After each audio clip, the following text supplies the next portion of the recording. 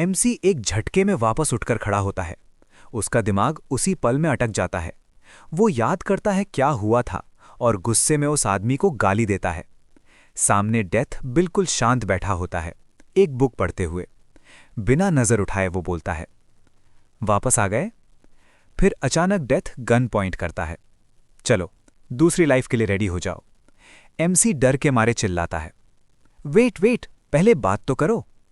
Death शांत आवाज में पूछता है, किस बारे में? एमसी बोलता है, तुमने कहा था मुझ पर ट्रस्ट करो, लेकिन मैं तो पलक झपकने से पहले ही मर गया। मुझे डेटा इनपुट भी नहीं मिला, उससे पहले ही मेरा हेड एक्सप्लोड हो गया।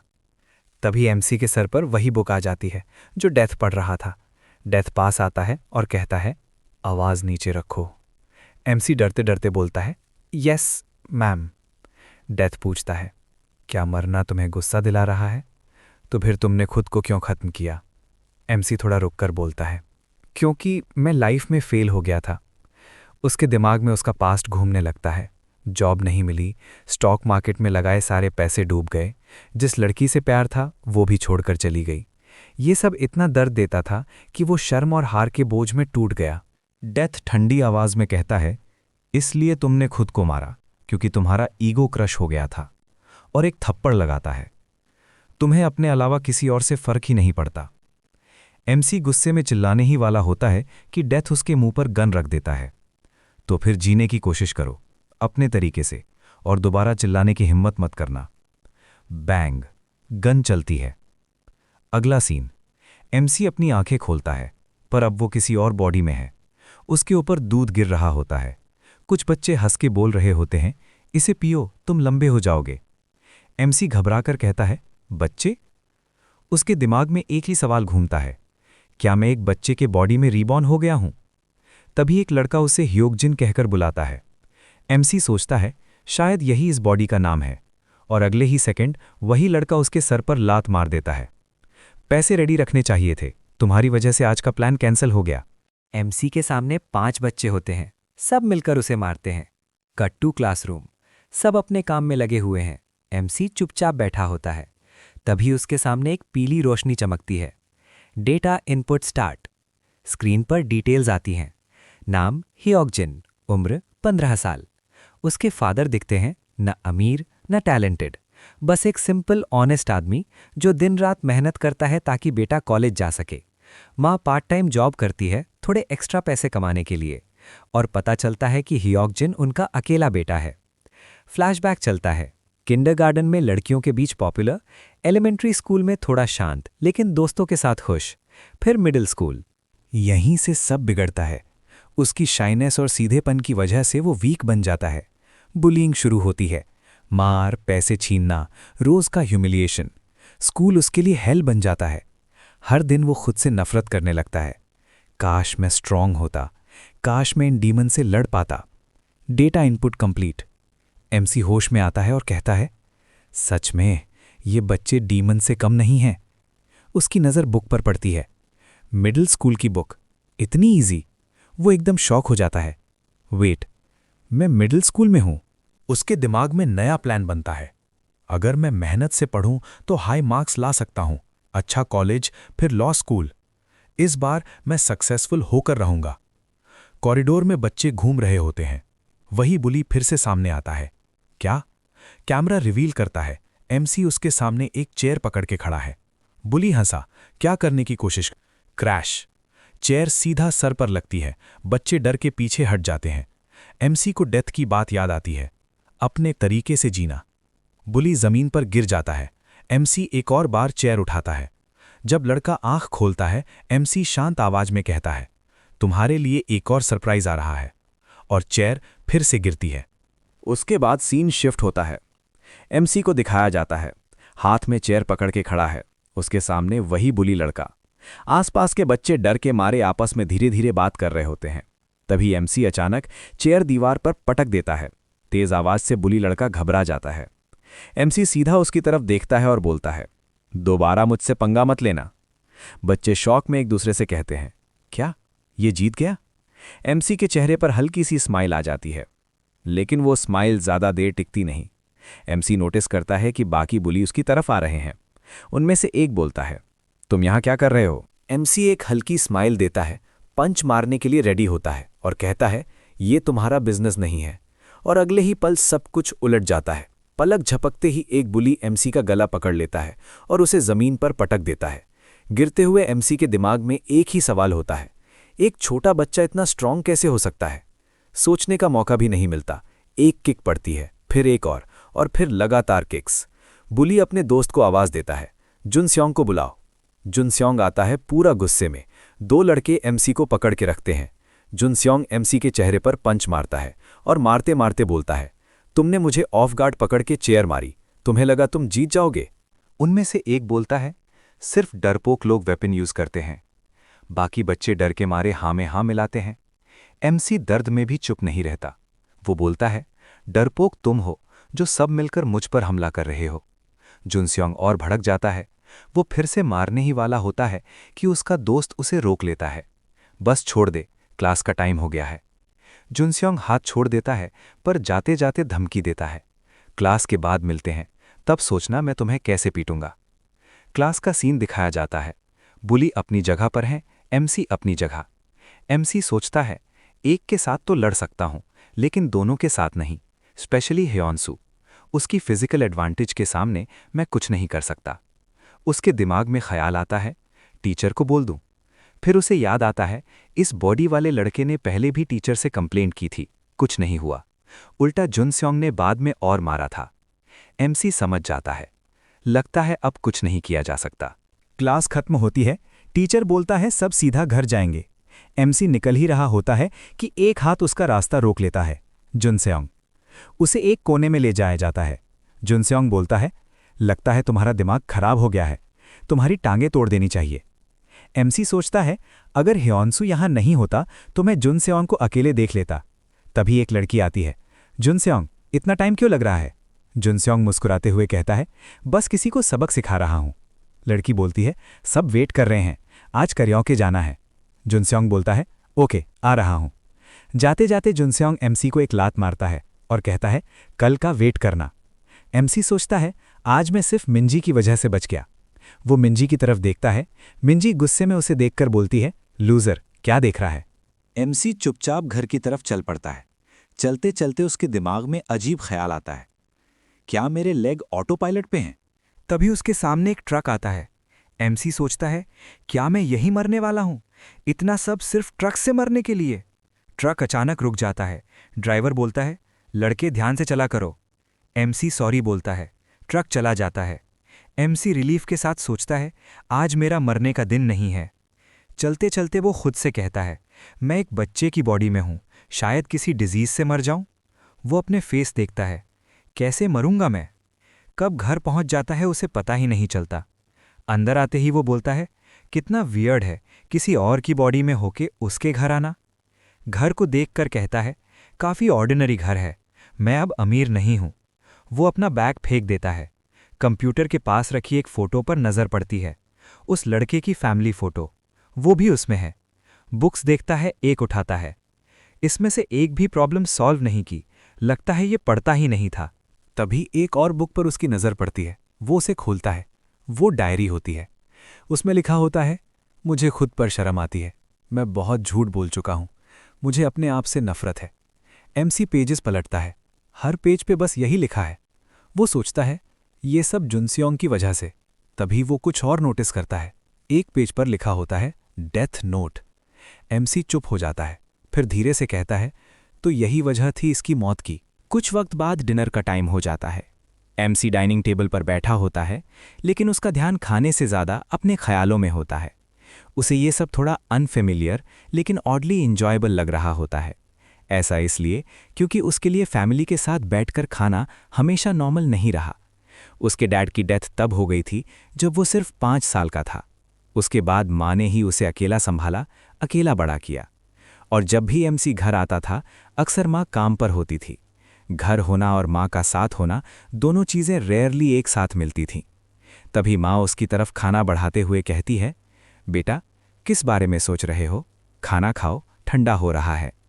एमसी कुछ जवाब नहीं देता, बस चुपचाप अपनी माँ को देखता रहता है। उस नज़र में वर्ड्स नहीं होते, सिर्फ इमोशंस होते हैं। जैसे वो इस पल को ज्यादा देर तक संभाल कर रखना चाहता हो। सीन धीरे से शिफ्ट होता है। रात का वक्त होता है। एमसी अपनी डायरी पढ़ रहा होता है। उसके चेहरे पर रिग्रेट और गिल्ट साफ दिख रहा होता है। डायरी के पेजेस उसके पास्ट से भरे होते हैं। तभी उसकी नज़र सामने रखी फैमिली फोटो पर पड़ती है। वो हल्की आवाज में कहता है, इन्हें बिल्कुल भी आइडिया नहीं है इनका बच्चा अपने अंदर कितना पेन दबाकर जी रहा है।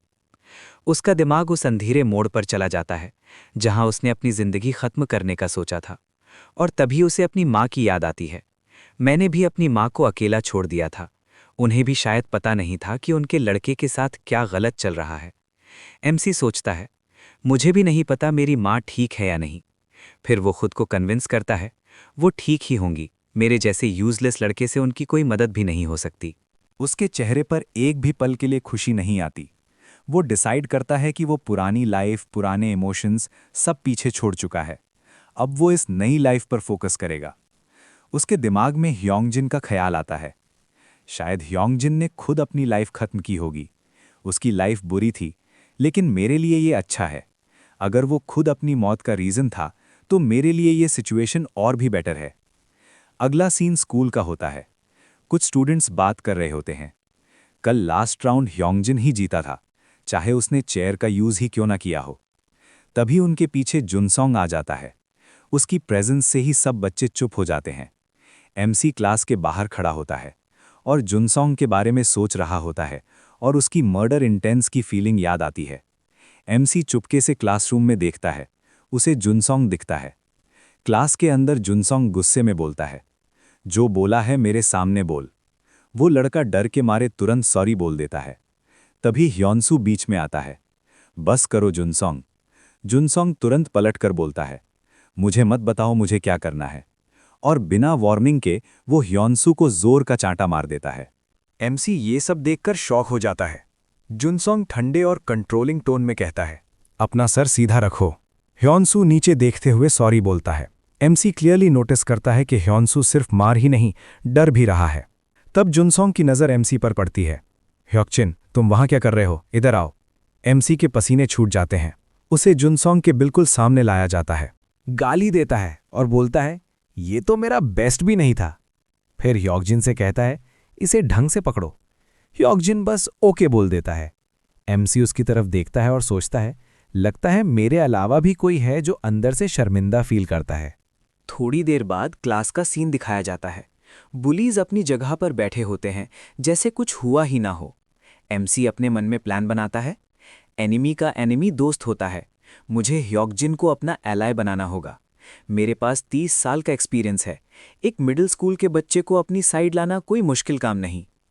ह्योकजिन टीचर से कहता है, sir I got to washroom. MC भी तुरंत बोल देता है, sir I got to washroom too. Washroom के अंदर एमसी ह्योकजिन को देखता है। ह्योकजिन आंखें ऊपर करके कहता है, क्या चाहिए तुम्हें? एमसी बिना सोचे बोल देता है, क्या तुम जुनसियोंग से फाइट जीत सकते हो? ह्योंसू शॉक में बोलता है, तुम्हारा दिमाग खराब हो गया है। एमसी कामली जवाब देता है, मुझे तुम दोनों से मार पड़ी है, पर तुम ज्यादा स्ट्रांग हो, तुम मुझसे बड़े हो, स्ट्रांगर हो। ह्योकजिन गुस्से में बोलता है, मार के बाद तुम्हारा कोई स्क्रू लूज हो गया है क्या? एमसी समझ जाता है कि बात का असर कम हो रहा है। वो टोन चेंज करता है और कहता है, मुझे नहीं पता जुनसियोंग तुम्हारे ग्रुप का लीडर क्यों है और तुम उसकी साइड क्यों लेते हो जब वो तुम्हें मारता है। ह्योकजिन गुस्से से एमसी की कॉलर पकड़ लेता है। लगता है तुम सच में पागल हो गए हो। एमसी मन में सोचता है, शायद ये काम कर गया, आखिर ये बच्चा ही तो है।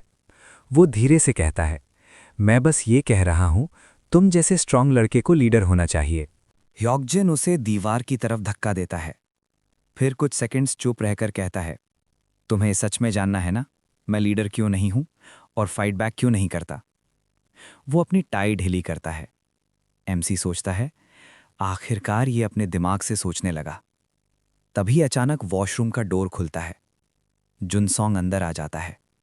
उसके चेहरे पर गुस्सा और सस्पिशन साफ दिखता है। माहौल अचानक हैवी और टेंस हो जाता है।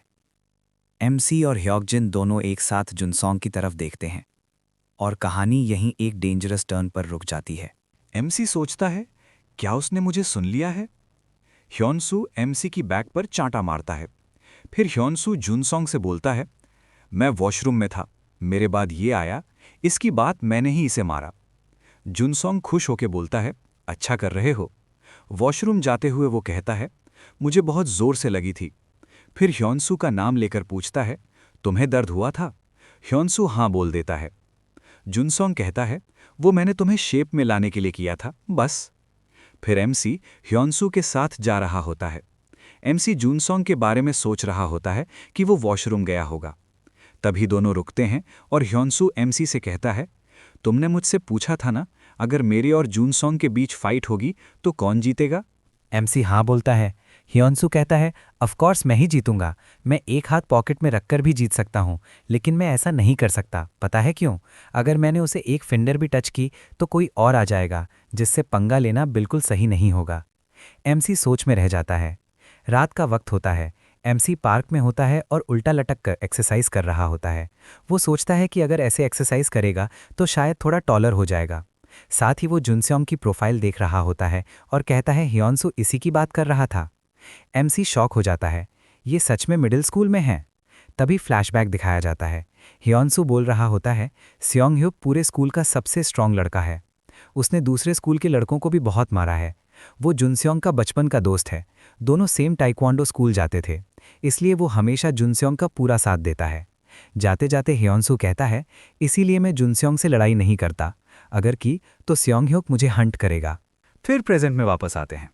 एमसी सोचता है कि ह्योनसू ने उस जैसे लूजर की बात इसलिए सुनी क्योंकि वो खुद जुनसोंग से काफी फ्रस्ट्रेटेड है।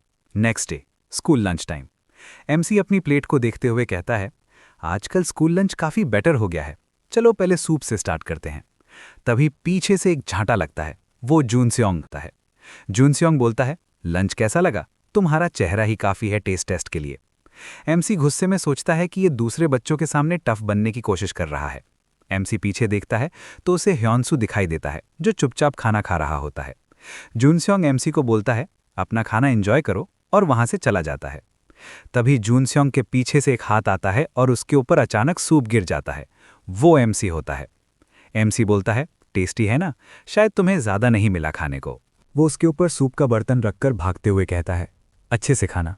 जॉनसोंग पूरा गुस्से में फ्रस्ट्रेट हो जाता है। उसका एक दोस्त ये देखकर शॉक हो जाता है। जॉनसोंग गुस्से में वही बर्तन जोर से फेंक देता है और अपने दोस्तों पर चिल्लाता है, जाओ और उसे मेरे पास लेकर आओ।